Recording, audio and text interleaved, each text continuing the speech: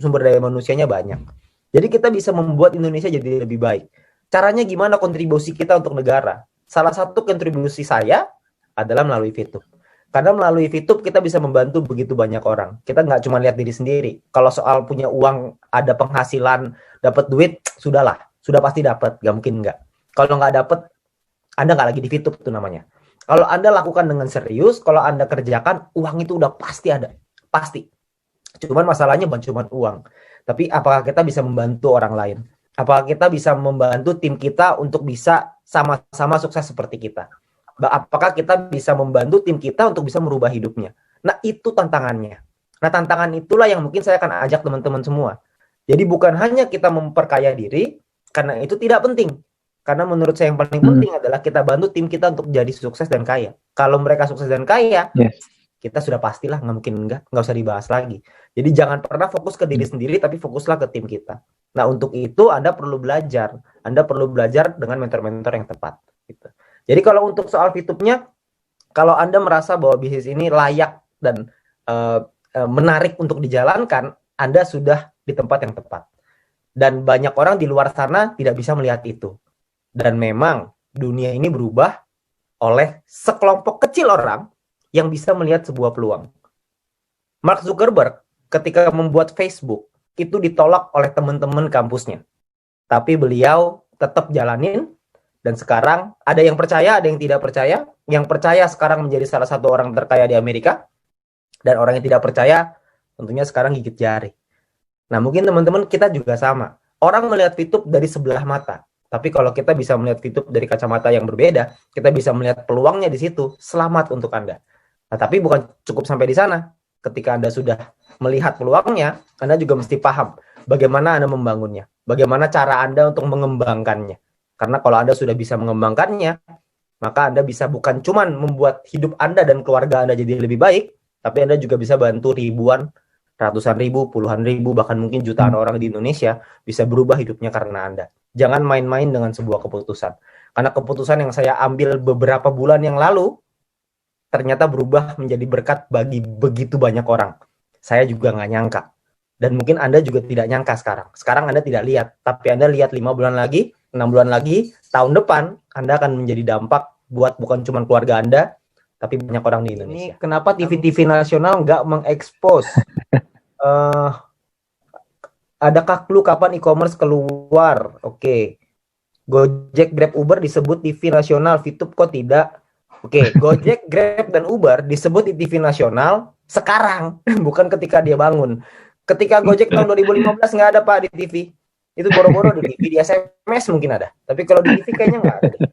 Kalau misalkan sekarang tentu saja gitu. Tapi kita lihat VTube 5 tahun lagi, jangankan di TV, Pak, di bioskop juga ada mungkin nanti. Pokoknya akan ada.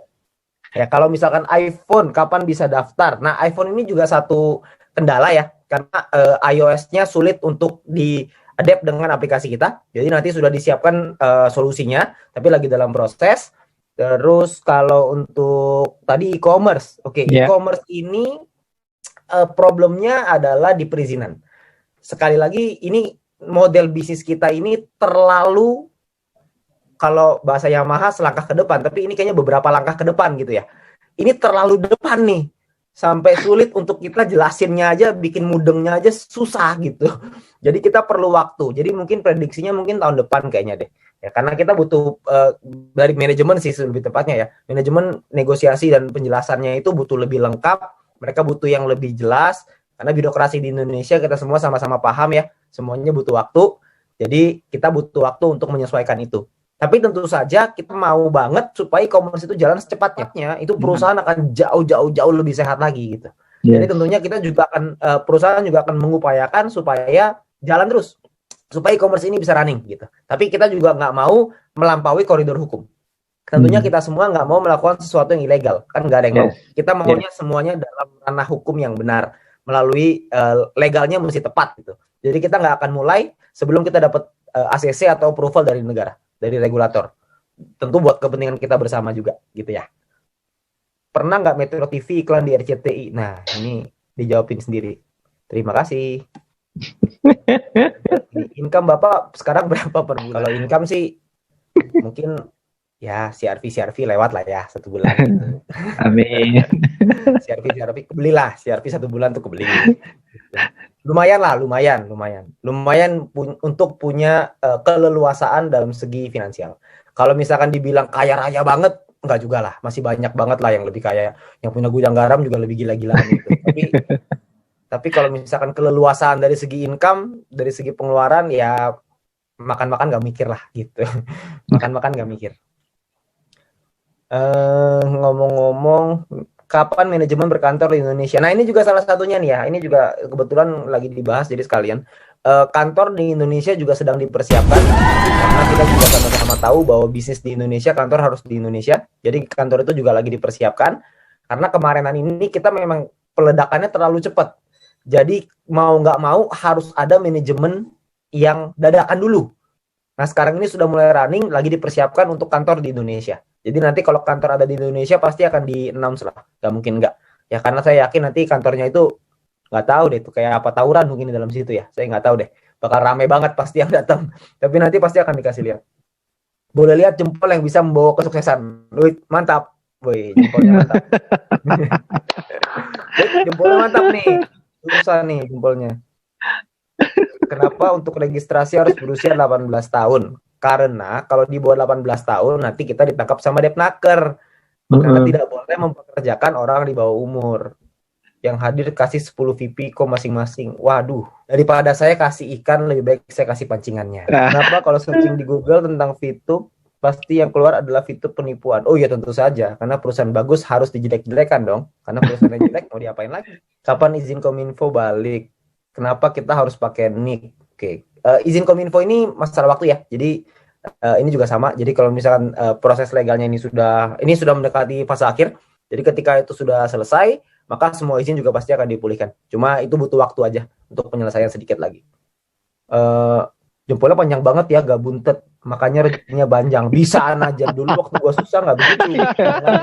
Kenapa harus pakai nick? Karena kalau nggak pakai nick, nanti satu orang bisa bikin ID banyak banget dong. Karena kan harus diverifikasi apakah manusia atau robot, kan gitu. Kalau misalkan isinya robot semua kan pusing. Jadi kan harus ada KYC namanya. Jadi perlu ada yang diituin lah, yang dicek gitu. Ini udah gampang banget loh, cuma NIK doang. Harusnya tuh nggak begini nih. Harusnya tuh ada selfie-nya, ada fotonya, ada apa gitu. Harusnya ada beberapa lagi. Betul. Berarti Vito masih di R&D terus ya? Oh, itu tentu saja jelas. Karena yang namanya bisnis, kalau misalnya tidak bertumbuh terus, maka bisnis itu akan mati. Seperti contoh, kita ambil contoh paling gampang. Bluebird sama Gojek. Siapa sih yang dulu yang punya Bluebird itu salah satu orang terkaya di Indonesia loh. Top 50 kalau nggak salah, terkaya di Indonesia.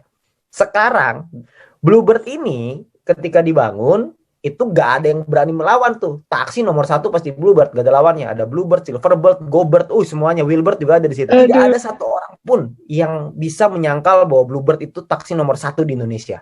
Okay. Nah, tapi ketika Gojek itu muncul, Gokar itu muncul, terjadi terjadi ribut gitu antara Gokar, supir Gokar dengan taksi. Katanya ini nggak fair lah, apalah segala macam. Dari pihak Bluebird itu juga ngotot, tidak mau beradaptasi dengan perubahan, nggak mau ikutin dengan online. Yang terjadi adalah Gojeknya sekarang membeli sahamnya Bluebird.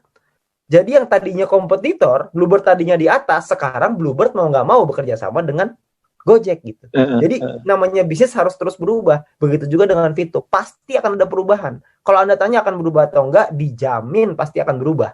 Karena kalau nggak berubah, kita akan punah. Yes. Jadi mau nggak mau harus seperti itu. Bapak sendiri menjalankan misi dengan modal 0,3 apa fast track? Ya tentu saja 0,3 Bapak. Zaman saya pertama kali bergabung, EC aja tidak dibuka. Tidak ada EC, mau beli sama Sopo.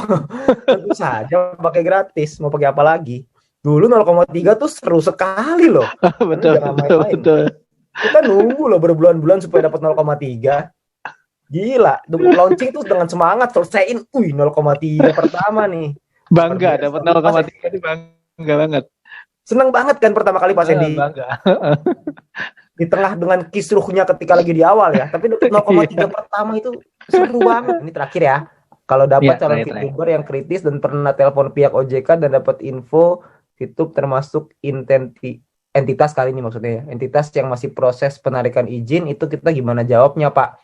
Kalau saya nih, ini Anda perlu tanya lagi ya sama Pak Sandy ya. Kalau saya Kalau ketemu dengan orang yang sebegitu kritisnya, pengen tahu semuanya, pengen supaya telepon OJK lah, ntar dia telepon ke Kominfo lah, dia telepon ke presiden lah, semua mau ditelepon sama dia untuk memastikan supaya bisa jalan. Gak taunya dia cuma mainnya misi gratis toh. Kalau saya boleh milih, kayak gitu biasa saya Nina boboin, biar bobo aja, jangan dibangunin, karena repot, karena lucu, orang itu mau ikut bisnis yang fresh, yang namanya bisnis fresh selalu ada tantangan di awal, selalu tidak mudah di awal. Kalau bisnis yang sudah established, bisnis yang sudah jadi, bisnis yang sudah kuat, legalitas gak ada lawannya, udah aman semuanya, ya Anda tunggu dulu 2 tahun lagi lah gitu. Mungkin beliau itu bergabungnya waktu yang tepat 3 tahun lagi dari sekarang. Jadi jangan Anda fokus sama orang yang seperti itu. Kalau saya lebih fokus sama orang yang melihat peluang daripada orang yang melihat masalah di balik peluang. Karena kalau ketemu orang yang nyarinya masalah, Anda kasih solusi, dia cari lagi masalahnya. Anda kasih solusi, dia cari lagi masalahnya. Anda nanya sama saya cara jawabnya gimana? Cara jawabnya adalah jangan dijawab. Kalau saya sih begitu. Makin dijawab, makin panjang. Jadi mendingan nggak usah. Kalau saya sih begitu ya, tapi Anda bisa tanya lagi dengan Pak Sandy. Mungkin Pak Sandy punya trik yang lebih mantep. Jadi thank you teman-teman semuanya. Saya udah kasih kesempatan untuk sharing di sini. Harapan saya adalah teman-teman semua di sini bisa mendapatkan manfaat seperti yang saya rasakan, seperti yang Pak Sandy rasakan, dan seperti leader-leader Anda rasakan. Tapi ingat, untuk Anda mencapai di posisi seperti Diamond, Platinum, itu tidak mudah. Butuh kerja keras, butuh perjuangan.